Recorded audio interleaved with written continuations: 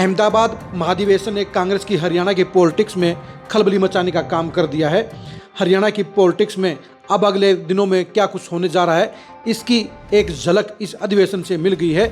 इस अधिवेशन में हरियाणा कांग्रेस के तीनों ही बड़े नेताओं के साथ हाईकमान ने अलग अलग ट्रीटमेंट करने का काम किया है, जिसके चलते ये संकेत मिल गया है कि अब हरियाणा की कांग्रेस की पॉलिटिक्स में अब क्या होने वाला है।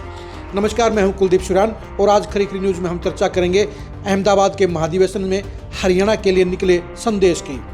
कांग्रेस की पॉलिटिक्स में हमेशा महाधिवेशन सबसे इम्पोर्टेंट वैल्यू रखता है और इसके जरिए ही पता चलता है कि कांग्रेस हाईकमान या गांधी परिवार अब कौन कौन से नेताओं को अपग्रेड करने का काम करेगा, कौन कौन से नेताओं को हाशिए पर डालने का काम करेगा, कौन कौन से नेताओं को इग्नोर करने का काम करेगा और कौन कौन से नेताओं को प्रोजेक्ट करने का काम करेगा।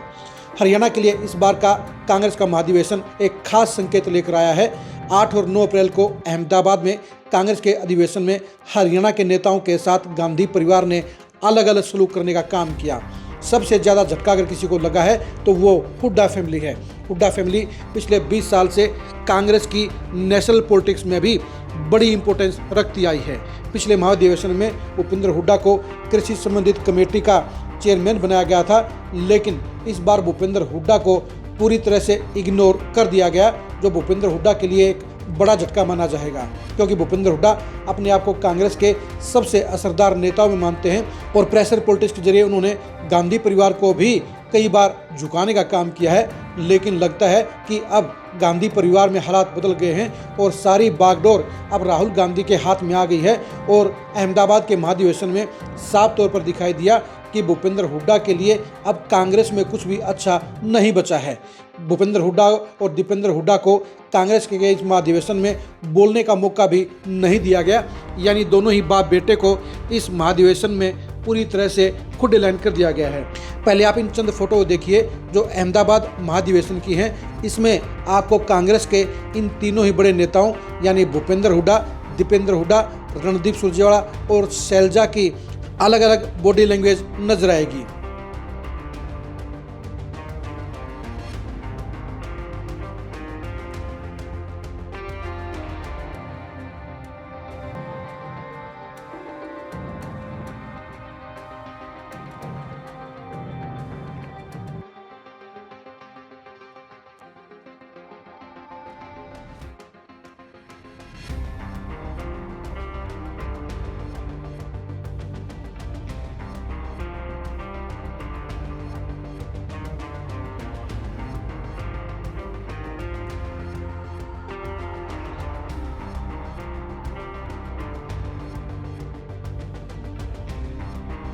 आपने इन फोटो को गौर से देख लिया होगा, जहां रणदीप सुरजेवाला और कुमारी शैलजा पूरे रंग में नजर आते हैं, पूरी पॉजिटिविटी में नजर आते हैं, तो वहीं पर भूपेंद्र हुड्डा और दीपेंद्र हुड्डा की फोटो आपको साफ तौर पर संकेत देगी कि उनके साथ वहां पर अच्छा सलूक नहीं हो रहा है, उनको इम्पोर्टेंस नहीं दी जा रही है और वो महाधिवेशन में ऐसे बैठे हैं जैसे उनको ज़बरदस्ती बिठाया गया है। जाहिर सी बात है, ऐसा मूड खराब भी क्यों ना हो, क्योंकि जो भूपेंद्र हुड्डा और दीपेंद्र हुड्डा अपने आप को कांग्रेस के मेन स्ट्रीम के फ्रंट लाइन के नेता मानते हैं, उनको इस महाधिवेशन में बोलने के लायक भी नहीं समझा गया, यानी बाप बेटा दोनों को ही पूरी तरह से इग्नोर करने का काम कर दिया गया। लेकिन दूसरी तरफ इस महाधिवेशन में सबसे ज़्यादा अगर चौधर किसी की नजर आई तो वो रणदीप सुरजेवाला हैं, क्योंकि कांग्रेस के संविधान में संशोधन का ऐलान रणदीप सुरजेवाला के मुँह से करवाया गया। उनके जरिए कांग्रेस में ऐतिहासिक बदलाव का ऐलान किया गया, जिससे जाहिर हो गया कि रणदीप सुरजेवाला एक बार फिर से गांधी परिवार के नज़दीकी और खासम खास हो गए हैं। पिछले 2 साल के दौरान ये आभास हुआ कि रणदीप सुरजेवाला को भी किनारे कर दिया गया है, लेकिन अहमदाबाद के इस महाधिवेशन से ये साफ जाहिर हो गया कि रणदीप सुरजेवाला एक बार फिर से किचन कैबिनेट में शामिल हो गए हैं और वो सबसे विश्वासपात्र नेताओं की पहली की कतार में आ खड़े हुए हैं। इसी तरह से कुमारी शैलजा को भी इस महाधिवेशन में बात रखने का मौका दिया गया, जिससे ये साबित हो गया कि वो भी गांधी परिवार की विश्वास पात्र नेताओं में बरकरार है और गांधी परिवार उनकी खास वैल्यू रखता है। यही वजह है कि उनको भी महाधिवेशन में बोलने का अवसर दिया गया, लेकिन भूपेंद्र हुड्डा और दीपेंद्र हुड्डा दोनों को ही इस मामले में इग्नोर कर दिया गया। दीपेंद्र हुड्डा को सी ग्रेड की एक प्रेस कॉन्फ्रेंस के जरिए ही बात रखने का मौका दिया गया, लेकिन कांग्रेस के महाधिवेशन में सबसे ज़्यादा वैल्यू यही रखती है कि किसको चौधर दी जाती है, किसको बोलने का मौका दिया जाता है और किसके ऊपर गांधी परिवार की ठंडी नज़र होती है। इस महाधिवेशन से ये साफ हो गया कि दीपेंद्र हुड्डा और भूपेंद्र हुड्डा दोनों ही गांधी परिवार की नज़र में अब कम इम्पोर्टेंस के हो गए हैं। वहीं पर रणदीप सुरजेवाला और कुमारी शैलजा दोनों ही गांधी परिवार के खासम खास बने हुए हैं। ये दोनों ही चीज़ें ये साफ तौर पर संकेत दे रही हैं कि हरियाणा कांग्रेस में जल्दी ही जो फेरबदल होगा वो भूपेंद्र हुड्डा फैमिली के पक्ष में नहीं होगा। अहमदाबाद के संकेत बता रहे हैं कि भूपेंद्र हुड्डा को न तो एलओपी बनाया जाएगा और न ही उन्हें प्रदेश अध्यक्ष बनाया जाएगा। यानी भूपेंद्र हुड्डा जो एलओपी बनना चाहते हैं वो सपना भी टूट सकता है और दीपेंद्र हुड्डा जो प्रदेश अध्यक्ष बनना चाहते हैं उनकी यह तमन्ना भी अधूरी रह सकती है।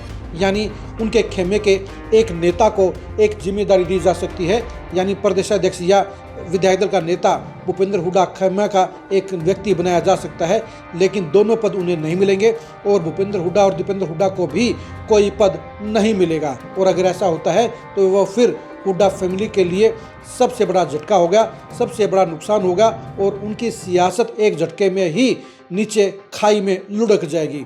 अब देखने की बात यह है कि अहमदाबाद के इस महाधिवेशन से निकला हुआ संकेत क्या हकीकत में बदलता है या हुड्डा फैमिली प्रेशर पॉलिटिक्स के जरिए अपने लिए चौधर के पद को यानी विधायक दल के नेता को हासिल करने में सफल हो पाएंगे। यानी संकट का दौर साफ तौर पर हुड्डा फैमिली के सामने नजर आ रहा है। अब देखने की बात यह है कि हुड्डा फैमिली क्या इस संकट के दौर से बखूबी अपने आप को बचाने में सफल रहेगी या गांधी परिवार उनको पूरी तरह से साइडलाइन करने का काम कर देगा। आप भूपेंद्र हुड्डा फैमिली की सियासी तस्वीर को किस तरह से देखते हैं, कमेंट करके जरूर बताइए। हरियाणा की सियासत में रणदीप सुरजेवाला और कुमारी शैलजा की कौन सी जगह बची है, इसके बारे में भी आप ये कमेंट करके जरूर बताइए। हरियाणा कांग्रेस में अब गांधी परिवार किसको सबसे ज़्यादा तवज्जो देने का काम करेगा, इसके बारे में अपनी राय दीजिए। आप हमारे फेसबुक पेज को फॉलो कीजिए, आप हमारे यूट्यूब चैनल को सब्सक्राइब कीजिए। नमस्कार।